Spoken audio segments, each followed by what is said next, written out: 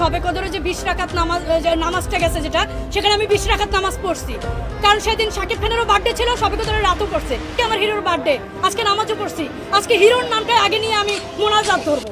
Okay fine, নষ্ট গাড়ি ঠিক করা গেলেও নষ্ট নারী ঠিক করা অসম্ভব। ওনাকে দ্রুত পাবনায় পাঠানোর ব্যবস্থা করা হোক, গাড়ি ভাড়াটা না হয় আমিই দিব। এরা হলো অভিভাবক শূন্য প্রাণী, কারণ নিজের বাবার জন্য দোয়া না করে অন্যের বাবাকে নিয়ে করে টানাটানি। তুমি তো খালা কনফার্ম জান্নাতি, পরকালে তুমি বাঁচাও বাঁচাও বলে চিৎকার করবে, আর তোমার হিরো সাকিব খান সে তো সিনেমার মতো দৌড়িয়ে এসে তোমাকে বাঁচিয়ে নিবে। সবে কদরে 20 রাকাত নামাজ আবার কবে থেকে শুরু হলো? এইসব কিছু মূর্খ মানুষের জন্য কিয়ামত ঘনিয়ে আসতেছে। এরা কি করে কি বলে একবার চিন্তাও করে না, নিজের সাথে সাথে লাখো কোটি মানুষের ঈমান নষ্ট করে দেয়। জাহেলি যুগ চলছে, এরাই তার বাস্তব প্রমাণ। পাবনা পাগলাগারতের দৃষ্টি আকর্ষণ করছি, আপনারা যে ওই দিন মাইকিং করলেন, আপনাদের মানসিক হসপিটাল থেকে একটি কুমারী মানসিক রোগী হারানো গিয়েছে। কোন হৃদয়বান ব্যক্তি যদি পেয়ে থাকেন তাকে পুরস্কৃত করা হবে। এই যে আমি পেয়ে আপনাদের হাতে তুলে দিলাম, আমার বিকাশ অ্যাকাউন্টে আমার পুরস্কারটা পাঠিয়ে দিবেন। কিছু কিছু সাংবাদিকরা এত বড় মাদারবোর্ড হয় কি করে? এই মাদারবোর্ড সাংবাদিকরা এইসব চামড়া ব্যবসায়ী বাড়াই চালিত গোল্ড